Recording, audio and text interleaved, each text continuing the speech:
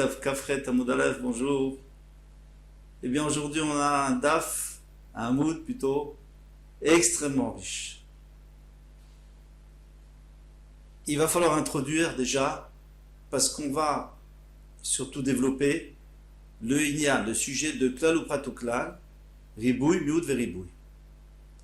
Klal ou Prat ou Klal, ça veut dire une généralité, une exception, et ensuite une généralité. Donc, parfois dans un sujet de la Torah nous dit une généralité, on va donner un exemple, et une particularité, après une autre généralité. Ou alors, ribouille ou miout ribouille. C'est-à-dire une inclusion, on inclut, ribouille, et après on exclut, et après on inclut. En fait, ça va être le même passouk, ça va être le même sujet, mais il y a deux façons de l'analyser, et il y aura des dynimes différents. Et c'est ça qu'il faut expliquer aujourd'hui. Parmi d'autres choses encore. Alors, commençons par le début. On va me donner un exemple, tout simplement. On va inventer un exemple très simple. Je dis à mon fils, je t'en prie, tu vas aller m'acheter des fruits.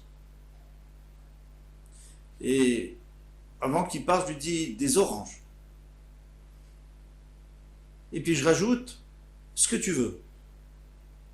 Donc je me contredis a priori. Non. Si j'avais juste dit tu vas m'acheter des fruits, il aurait pu prendre ce qu'il veut. Si j'avais juste rajouté des oranges, alors dans ce cas-là, il était obligé de prendre que des oranges. Pourquoi? Parce que klal, donc des fruits c'est un klal, c'est une généralité. Des oranges, c'est une précision. Donc il est obligé d'aller d'après la précision. Maintenant, si après je lui répète, je lui dis oui mais ce que tu veux, alors ça veut dire que je veux rajouter sur les oranges ce qui lui ressemble, ce qui leur ressemble. En l'occurrence, des agrumes on va dire. Tu peux acheter des pamplemousses, des mandarines, tout ça, des clémentines, parce que j'ai rajouté, j'ai dit ce que tu veux, mais attention, reste dans les normes de ce que je t'ai dit, ce que je t'ai précisé. C'est ce qu'on appelle klal ou prat ou klal.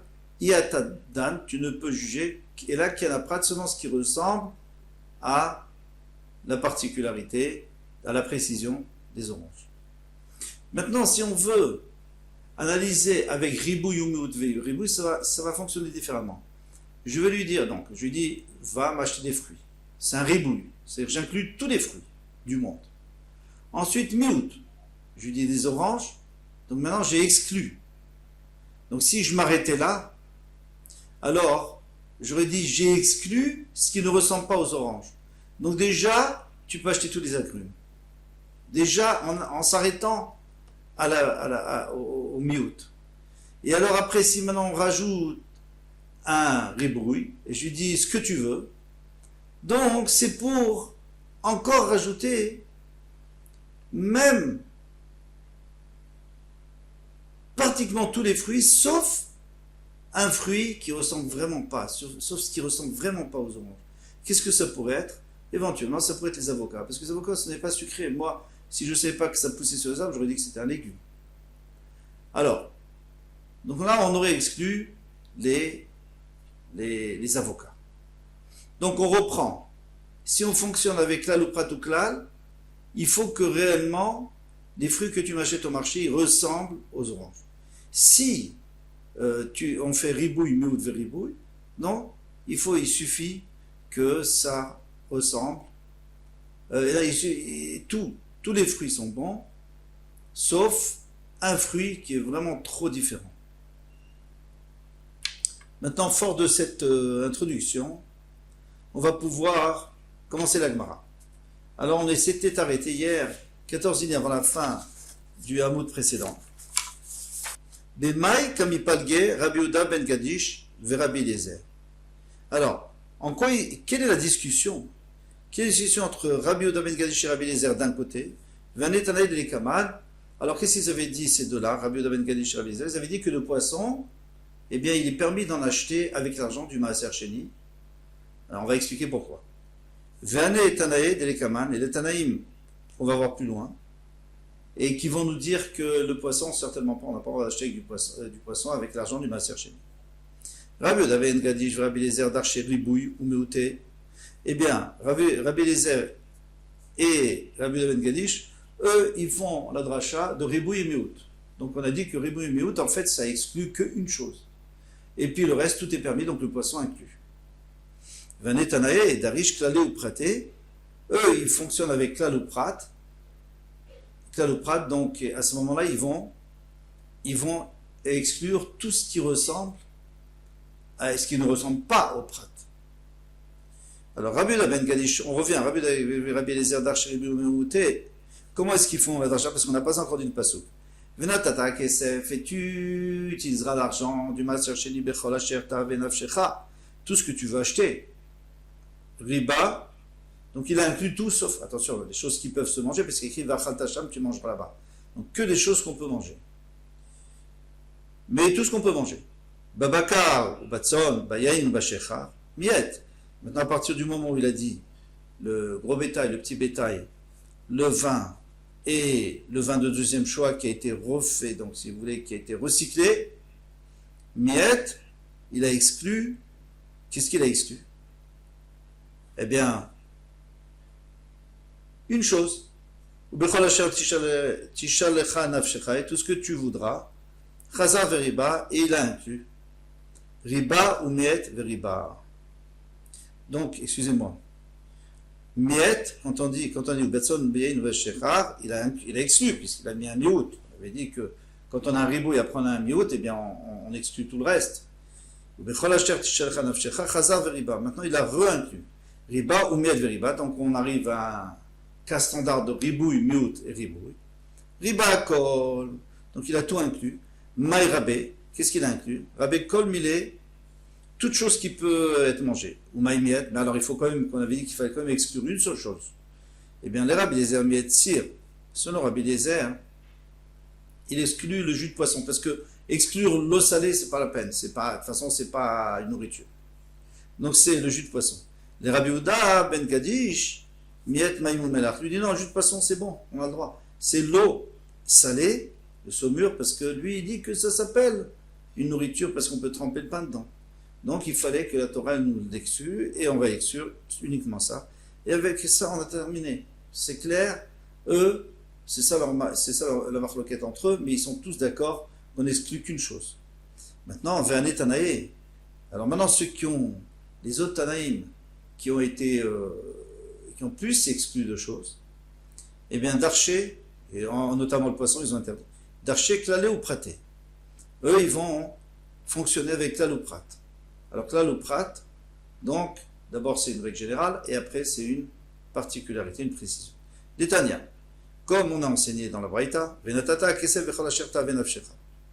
Et donc tu utiliseras l'argent pour tout ce que tu veux, tout ce que tu as envie d'acheter.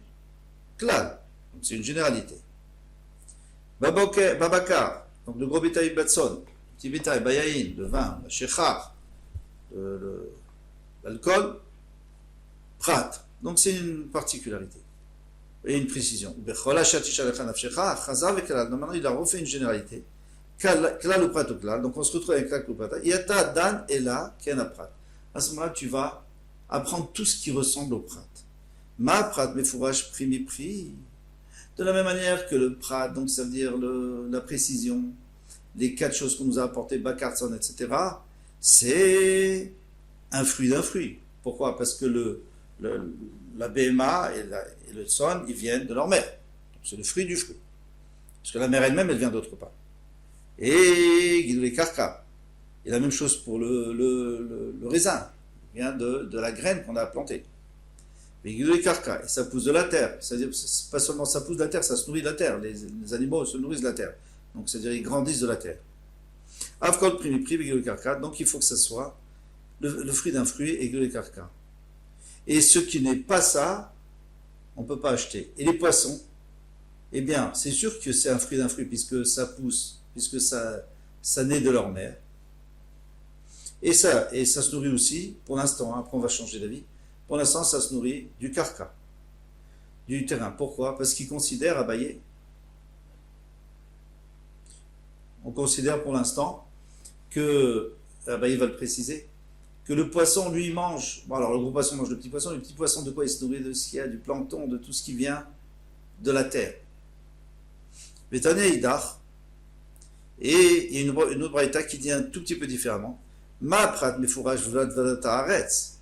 Ça suffit pas que ça soit pris, mais pris, un fruit d'un fruit. Il faut aussi que ça soit vladot haaretz, que ça soit né de la terre. Pourquoi? Parce que la béma, elle sort de la terre, on sait, puisque à la création du monde, il est écrit que la terre a fait sortir et les bémotes et les chayot, et aussi les plantes et les arbres. Avkol vlad vladot haaretz, donc il faut absolument que ça vienne de la terre. Mais si ça ne vient pas de la terre, non. Maï Benayou, quelle est la différence? Amarabaye. Dagim ipa de Kia Benayou. Les poissons. La différence, c'est les poissons. Les mandamar primi pri, vegidou les karkas. Celui qui dit le fruit de fruit et que ça se nourrit de la terre. Ane dagim, gidou les karkas. Ni nous, donc les poissons. C'est bien, ils rentrent dans les critères et on a le droit d'acheter avec l'argent du maser. Les mandamar vlad vladot haaretz. Mais celui qui dit que ça doit venir à l'origine de la terre, eh bien, non, dagim imaya ivu. Là-bas, il écrit que c'est l'eau qui a fait sortir les poissons, c'est pas la terre. Alors là, ça pose un problème, pourquoi? Dagim gidou et karkaninu. Toi, tu me dis maintenant que d'après Abaye, dagim, c'est gidou et karka. Ça pousse de la terre, ça vient et ça se nourrit de la terre. Et tu vas voir qu'Abaye dit le contraire, donc il va falloir changer de réflexion. Pourtant Abaye a dit, on tourne la page, Achal Putita. Si quelqu'un a mangé, Putita, c'est un poisson qui vient de la terre et qui vient de la mer, mais qui est interdit, bien sûr, eh bien, l'Okarba, il va recevoir 4 fois des coups. Pourquoi? Parce qu'il a transgressé 4 lavines, pardon. Et il y a 2 premiers lavines, Rashi nous dit, il y a 2 lavines, donc, l'autre est shakitsuet nafshotechem, l'autre est tamoubem, ça vous n'avez pas à le manger, et ça s'applique à tous les rampants, à tous les animaux qui ne sont pas cachers, de la mer ou de la terre. Et maintenant, on peut rajouter Mipsaram lotechelou, vous ne mangerez pas ça, ces animaux de la mer. Quand la charano snapir et casquette, tout ce qui n'a pas de nageoire et d'écailles, eh bien, on n'a pas de manger. Donc, ça fait 4. Très bien. Nemala. Maintenant, si quelqu'un mange une fourmi, loké, chamesh, 5. Il va recevoir 5 coups parce qu'il a fait 5 fois 5 lavines. Alors, il y a déjà les 2 lavines qu'on avait dit qui s'appliquaient à tout ce qui était sur la terre, tout ce qui est interdit, soit sur la terre, soit sur la mer. Et ensuite, il faut rajouter, nous dit Rashi, Kol olech al gachon, tout celui qui va qui rampe, Kol sheretz ha-shoretz ala haaretz, Lo techatu et nafshem vechol ha-shoretz ha-romes ala haaretz, donc ça fait 5 en tout. 2 en commun et 3 en plus. C'est pas fini. Tsira, maintenant s'il mange une guêpe, l'okeshech va prendre 6. Pourquoi? Parce qu'il faut rajouter encore 1.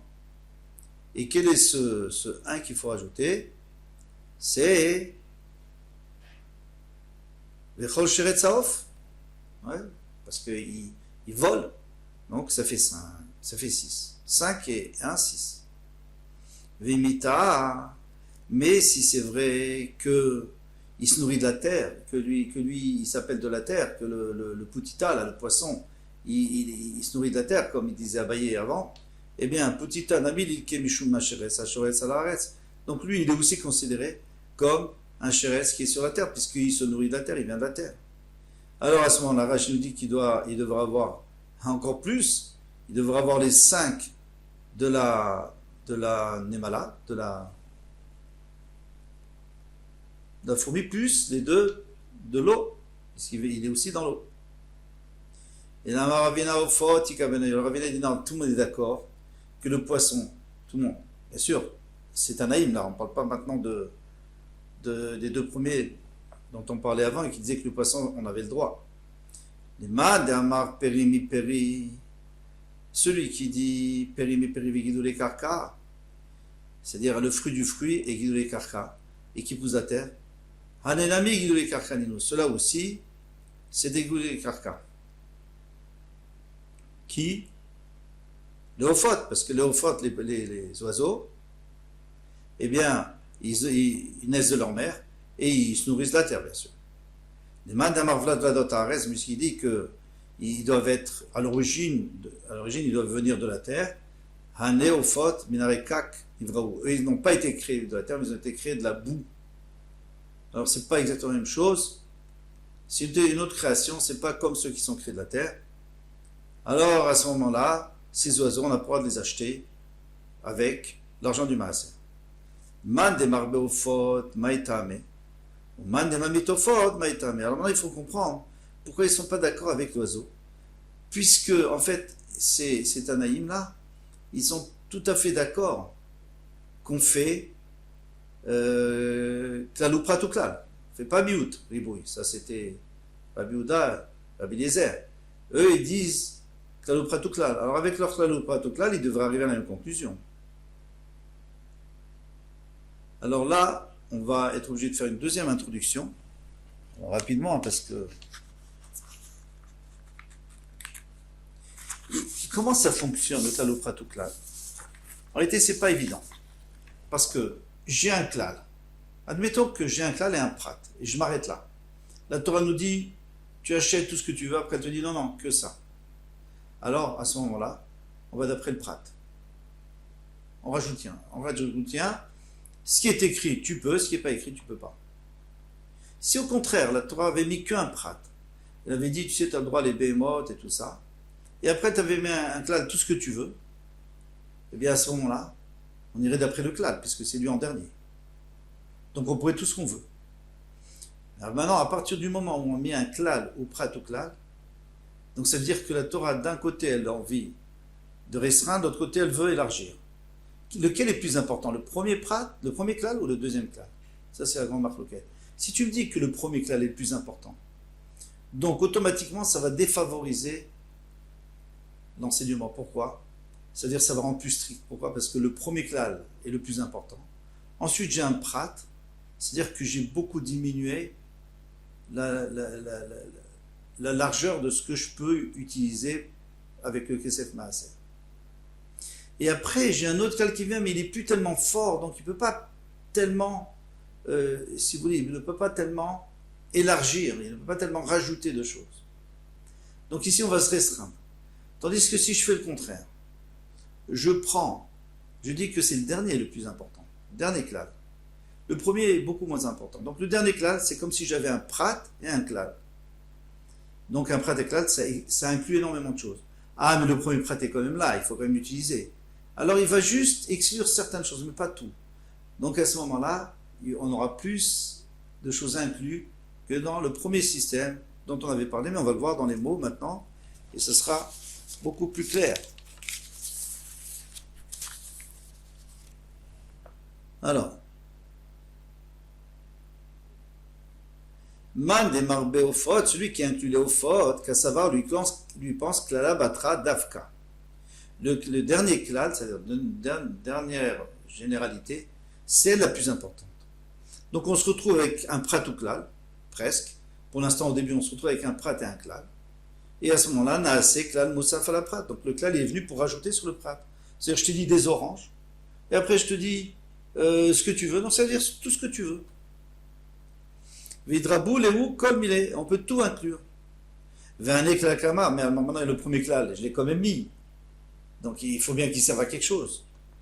Les maoutés. Et si j'ai mis le premier klal avant le prat, donc ça fait que j'ai restreint, puisque quand on met un klal avant un prat, le prat il vient enlever. Donc il faut qu'il serve à quelque chose de premier klal. Les maoutés, kol delo damele, tout ce qui ne lui ressemble pas, mishne zadim, de deux caractéristiques.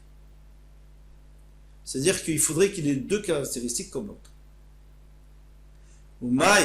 Alors d'accord, ça c'est le premier klal qui a fait qu'il faut que ça ressemble un minimum de ressemblance. Toutefois, tu dis, quand on dit deux, ça peut être aussi un, mais il faut que ça soit un caractéristique important. Alors à ce moment-là, eh bien sûr, on va exclure moins de choses. On m'a des mêmes est au fautes, mais celui qui veut exclure les fautes, alors il va exclure plus de choses. Qu'à savoir, klala kama dafka. Le premier klal, c'est le plus important. Donc klaloprat, donc on se retrouve avec un klaloprat, une généralité, et ensuite une exclusion. Ven biklal et le machéviprat. Donc la solution est simple, c'est que le klal, il est seulement ce qu'il y a dans le prat. C'est-à-dire ce qu'il y a dans l'exclusion. Hane in mide acharine lo, acharine lo. Donc il n'y a que ces quatre choses. Bakar, son, yain, shecha. Un éclat la battra. Maintenant, il faut quand même qu'il serve à quelque chose, le dernier éclat. Et on sait que quand il vient en dernier éclat, c'est pour rajouter. Les rabouillés, c'est pour inclure, Kol des damele bishlosh zadim. Tout ce qui ressemble, mais au moins par 3 caractéristiques. Or, si on dit 2 caractéristiques, alors c'est bon. Le off, c'est bon. Pourquoi? Parce que les 2 caractéristiques, c'est quoi? Périmipri. Donc, le off, l'oiseau, il a un parent. Il a des parents. Et aussi, il se nourrit de la terre. Il y a 2. Mais si tu as besoin d'un 3e, alors il faut qu'il vienne de la terre à l'origine. Or, l'oiseau ne vient pas de la terre. Et donc, la conclusion, c'est que c'est plus le poisson, ils sont plus en marloquette sur le poisson, ils sont en marloquette sur l'off, le poisson, tout le monde est d'accord. En tous les cas, les 2 derniers, ils sont tous d'accord que le poisson, on ne peut pas l'acheter. Et bien sûr, comme on avait dit avant, Rabbi Houda et Rabbi Eliezer, eux, ils disent qu'on peut l'acheter parce qu'ils ont fait ribou et meout, donc ils ont que exclu ou bien l'eau salée ou bien encore le jus de poisson. Maintenant, si vous vous posez la question, et moi je me suis posé cette question, finalement, pourquoi créer un klal ou prat? Pourquoi est-ce que la Torah aurait dit un klal ou prat? Puisque de toutes les façons, le prat, il va, donc c'est-à-dire l'exclusion, elle va faire que l'inclusion, elle ne sert plus à rien. Le klal, il ne sert plus à rien, puisqu'on va tout d'après le prat. Et dans l'autre sens aussi, si je mets un prat et après un klal, donc tout va aller d'après le klal. Pourquoi j'ai mis un prat? Eh bien, la réponse, c'est que même si tu trouves un kalvachomer ou alors un mamatzino pour aller contre ce principe, on te dit non, à partir du moment où je t'ai mis un klal et un prat, tu es obligé d'après le klal. Tu ne peux pas faire de kalvachomer. Tu ne peux rien faire. La Torah t'a dit ça. Ou alors le contraire, tu vas d'après le. Si c'est d'abord un prat après un klal, d'après le klal. Si c'est un klal et après un prat, on va d'après le prat. Et tu ne fais pas de kalvachomer.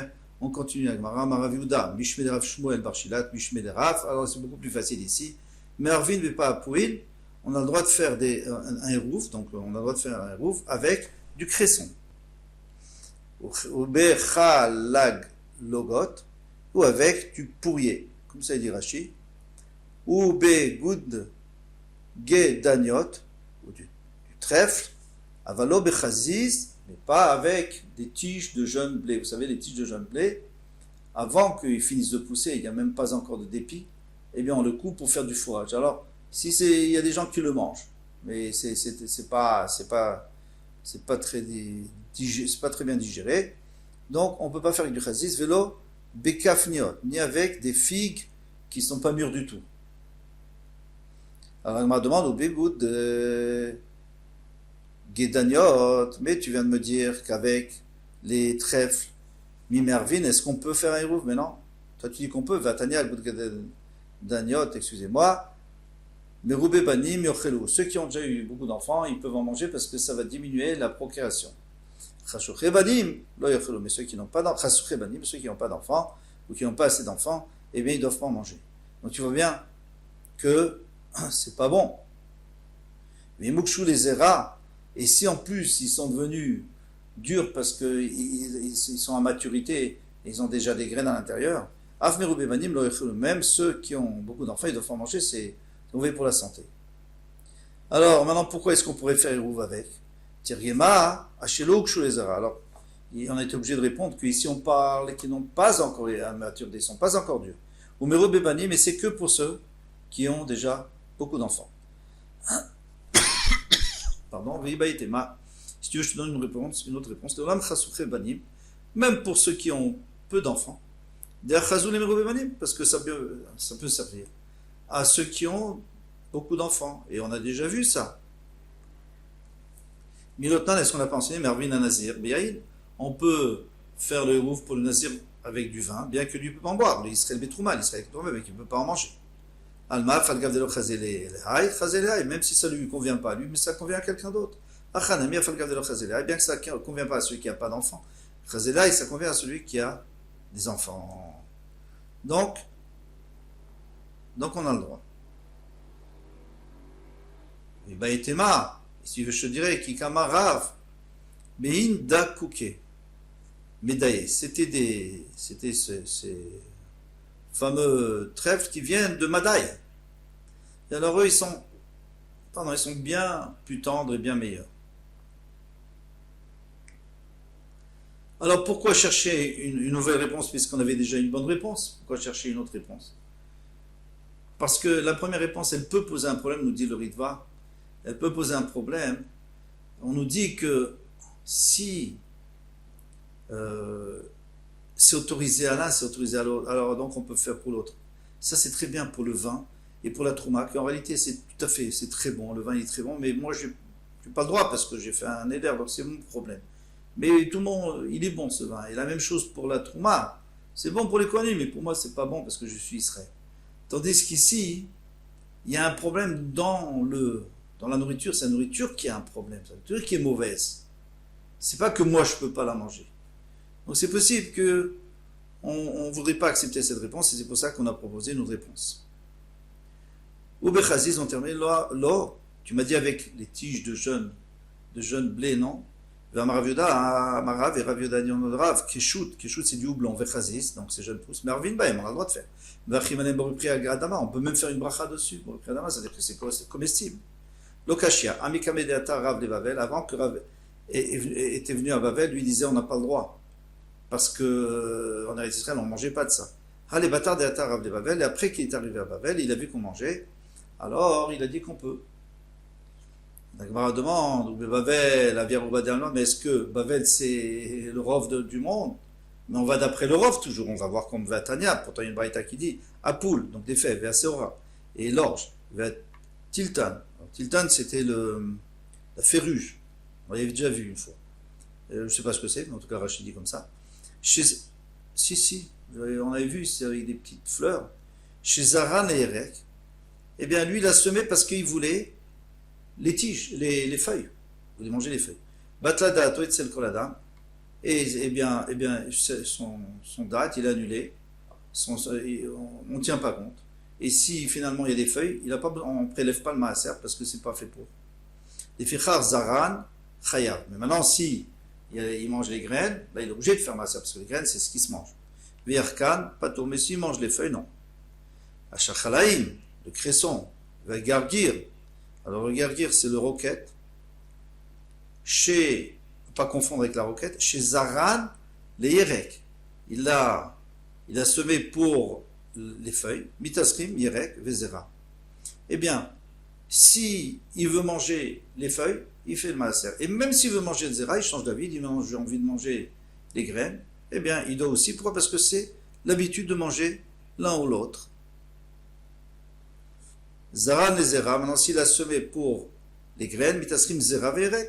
Après, quand il veut les manger, s'il veut manger les graines, il doit prélever. Et s'il veut manger le il doit aussi prélever. Mais en tous les cas, qu'est-ce qu'on avait vu au début de cette Mishnah? De cette Braïta, pardon, c'est que les choses qui ne sont pas comestibles, eh ben, il faut aller d'après le rov des gens. Alors ici, tu peux pas me dire qu'à Bavel, il le mangeait, mais dans tout le monde entier, il ne mange pas. Alors, on ne va pas d'après ça. On ne va pas d'après le miout.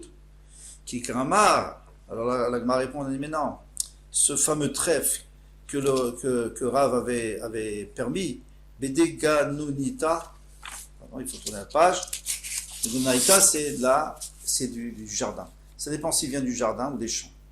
S'il vient du jardin,